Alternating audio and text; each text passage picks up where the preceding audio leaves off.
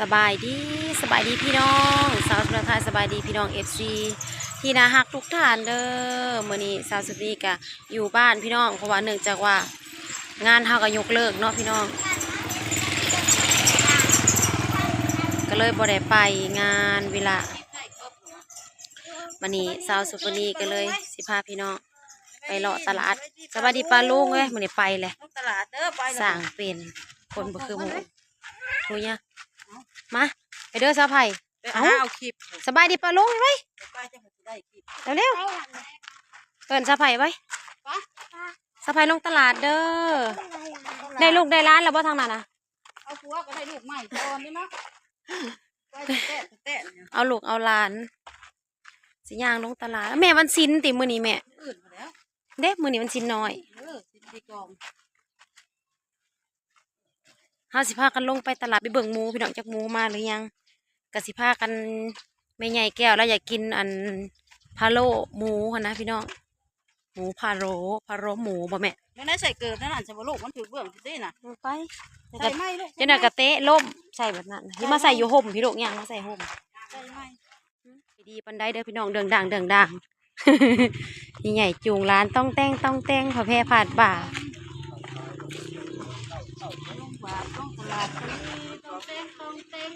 อยากคุยจังไข่นะเขาซื้อแล้วเขาซื้อแต่หมูหันมันมาเอิญถึงจังหันเลยแม่เจ้านะพอบางวัดหิ้วเขาเอาเขาเอายังมากินที่ได้ซื้ออันนี้ไปให้เรากินนี่ซื้ออ้วนหน้าพอแล้วมาถ่ายคลิปอันได้สิไปถ่ายคลิปอันเด้ออกมาจังซื้อจังฮอนเห็นอะไรนี่นะเขาไม่ใหญ่แดงอันนี้แหละแนวกินเราย่างให้เรียบร้อยพอบ้างมาโทรมาอยากกินเขาป่ะกินแล้วก็ออกเมื่อยอยากเลยกระโปรง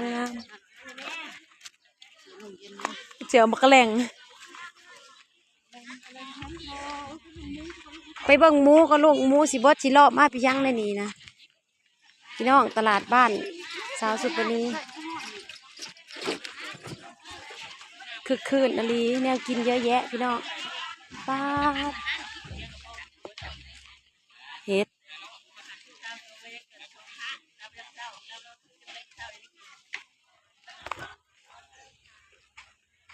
รถแม่ค่ะ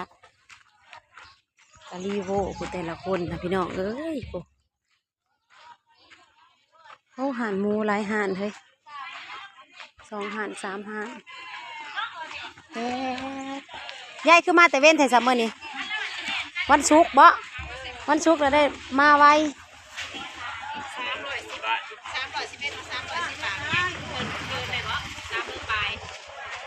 เอาในแม่ยายเลือกเลื่อนราคาบุญบ้านนะเลื่อนเป็นวันที่21บาทนี้วันที่21บุญบ้านเลื่อนมือพี่น้องเลยลืมบอกลืมแจ้งบุญบ้านเลื่อนเป็นวันที่21บาทมาขายยังเฮ็ด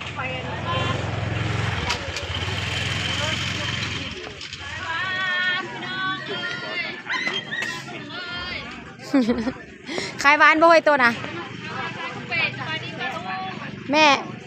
คุณแม่น่ะอยากกินอันนั้นพะโล้กินพะโล้หมูไข่มันไข่มีแต่ผู้ไข่เฮ้ยตัวขี้เห็ดเป็นตาแสบเลยแม่กินเบาหวานพี่พ่อเราไม่ได้ไข่บ่แม่พี่พ่อไม่ได้ไข่บ่เอาไข่ลาจากทงเนาะเอาก็ถึงทำถึงเอาที่จะผูกไข่อีเมน่ะโฮมอยู่บัดคืนทงเท่าไรเท่า10,000 กีบให้พี่น้องรถตลาดบรรคันทัดจานพี่น้องโอ้ยหาเงินก่อนยินบ่โตผัดว่าไหนโตบอกว่าเลิศนะมีเอาเลิศมีเอาเขาก็เอาให้แหละโตเขาบอกเดี๋ยวนั้นมันไม่มักเพราะว่าได้มันเลิศเกินเนี้ยเลิศให้บอกใครเบ้าเลิศมีอยู่บ่เอาเบ้าดีๆไม่ยั้งมันอีกนะมัน ผัดแคบหมูแม่ก็เอาบ่ได้ซะบ่เฮ้ยบัดนี้ตัวบ่ได้ซ้ำสุดท้ายบ่ได้ซ้ำเลิศมีเอาให้บอกว่าเลิศมีเอาท่านเจ้เพิ่นบ่ลงมาบ่ได้อีแม่เอายังอีกบ่ได้ขึ้นเบิ่งซื้อบ่แล้วสิเอาได้หมูให้พี่น้องซื้อหมูว่าแม่ขึ้นไว้พี่ผู้ไทยกับผู้ลาวว่าบ่เข้าใจกันมาหน่อยนั่งเดี๋ยวเลยว่าตาเอาบ่นี่เลยมาใครหมากตาลบ่แม่นหัวตาลหมากตาลอยากกินหอยเด้พี่น้องหอยค้างบ่นี่นะโลเท่าไหร่70เฮ้ย3โลโล70 บาทเอาก็จะอยู่นี่แต่เฮิงละยายเจ้าย่าแต่เฮิงแล้วเจ้าบ่ได้ลงมาเท่าใดแหละแต่เฮิงละอยู่นี่นะเขาใหญ่มองแต่เฮิงจนสิรวยเลยเอาอะไรฮะตลาดมันคือคืนไทยพี่น้องเอ้ยเฮาบ่ได้ขายขนมมื้อนี้ใส่เงินเก่าเบิดซะก่อนเขาบอกประคับนี่คุณมีแต่กำบังแม่ไข่ก็ซื้อแล้วเนี่ยพะโล้ได้แม่พามาดูนะใส่บ่ใส่อยากได้หอมป้อมได้หอมนะหมักพริกยังหมักพริกบ่ได้อึดในใส่เครื่องต้มพะโล้ยายเอาแบบนี้นี่เด้นี่เอาแม่นบอลเป็นโรดีบ่ฟ้าไทยน่ะเอาอันนึงเท่าไรเดี๋ยวจีพ่ออยู่ดอกเอาเราบริเห็นน้องดาวนะคะบ่เรือนั่งกับบ่เห็นน้องดาวเป็นแม่ขาแม่เอาแม่อันนะเฮานะ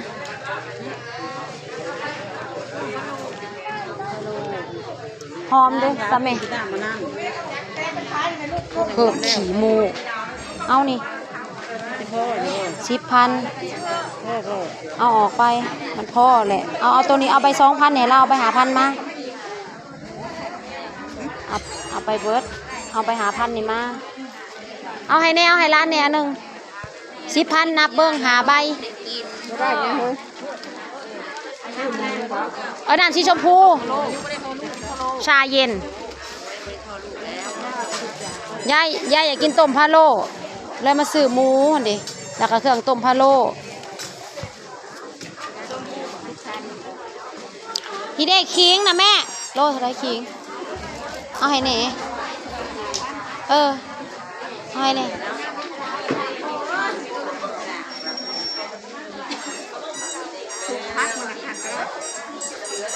มันแน่พี่น้องปองปลายหอมกะ5,000บ่เอาอันหนึ่ง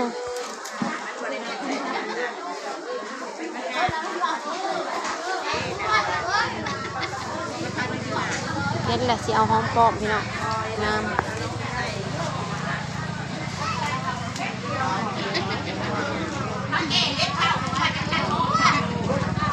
ำมาเลาะตลาดพี่น้องวันนี้ผักกะหรี่เท่าไรเฮ็ดนะแต่ตะแกงเนาะเอาคิงให้เขาแน่เอา10,000เอา10,000ซะมันหน่อยโพด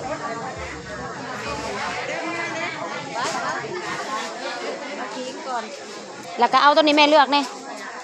เอาไปใส่อันพะโล้เอาโลอันยืนให้เราแห่งน้อยเหมือนกันเอาเบิ่งพอหอมปลอมนะมันงามแล้วเอาโลเอาใบนี้ให้เรา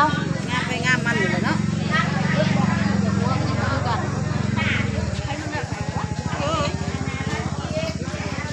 แม่เฮ็ดชื่อว่าเป็นตาซื้อให้แม่เอาเงินทอนตะวันชื่อไปทั้งยายเลยยายกินบ่หอยซื้อหอยใส่ลาบ่ เออไปซื้อไหมได้เอาหอยนะคันสิเอานะเมื่อออม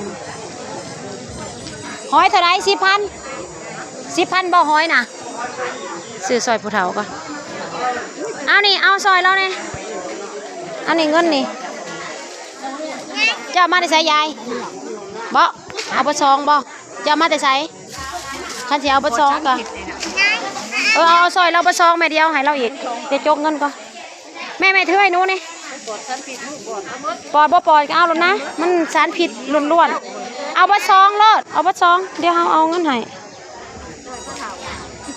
ขายได้จักใบเลยจักพันเลยเบิ้งสิถ่ายเอายายแก้ว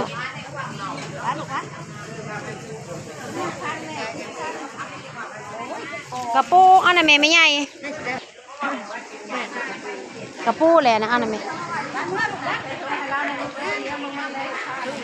ทำไมกล้องหนูเป็นแบบนี้อ่ะพี่น้องอ๋อมันซูมมาโพดพี่น้องกล้องไปเมาอัน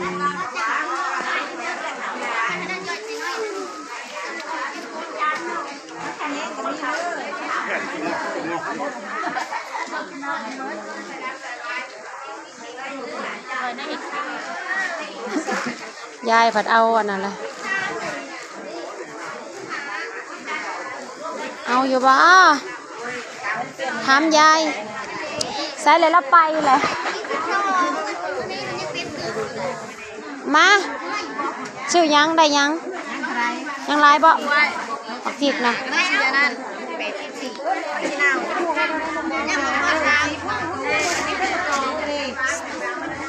ต้มพะโล้มาแรงน่ะจะต้มพะโล้น้องดาวค่ะพี่น้อง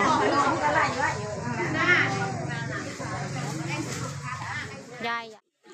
เงินเขาเด้บ่อึดเงินนะถ้าว่าเงินเฮาน่ะมันอึดซื้อให้ลูกค้าเพิ่นเขาไปหาแล้วก็อิ่มแหละไปโอ้ยบ่ซื้อน้ำยานั่งกันยานั่งโตเขาหมัดนั่น3,000 กีบหนึ่งโอ้จะกินหยังฮะว่าอยากกินหยังก็แม่เอาหยังกินหยังเบิดแล้วปะกินตีนผู้ใดขายเถอะกินตีนป้าบ่เอาบ่ฮะตีนไก่ผู้อยากกินตีนไก่ฮันเด้ตีนไก่ไม่ใช่ไปพามันเบิ่งผู้ใส่ว่าเป็นขนมตีนบ่อีแม่ไปเบิ่งดู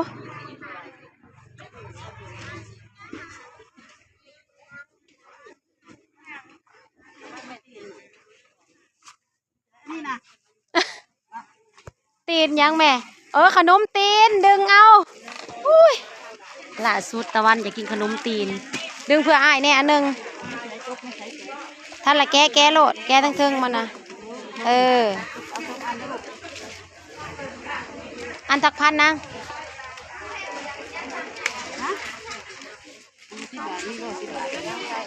10 บาทผูกคือสิขายแพงเถอะก็ได้ว่า5 บาทนึงเราก็เมื่อไปผูไปซื้อหมองนาก็เมื่อได้ห้อยผูเมื่ออ้อมห้อยอ้อมเหี้ยวนั่นแหละกินได้ห้อยกับ2 ถุงกับหมูพี่น้องเอ้ยจบคลิปไปเพียงสำนี้ฝากก็ไลค์ก็แชร์ก็ติดตามเป็นกำลังแรงใจน้องสาวหลาเด้อพี่น้องเด้อมันนี่เลาะตลาดซื้อเลาะชมตลาดไทยพี่ให้น้องเบิ่งถืออีกเลยไม่แต่ให้ป้าถือมือถือเลยผูไปเอาอะไรนะไม่ใหญ่เอ้ยยายเอาให้แน่เอา4 อันฮะขนมตีนนะแม่ขนมตีนกับน้ำมันโอเคเราเจอกันคลิปหน้าเด้อบ๊ายบาย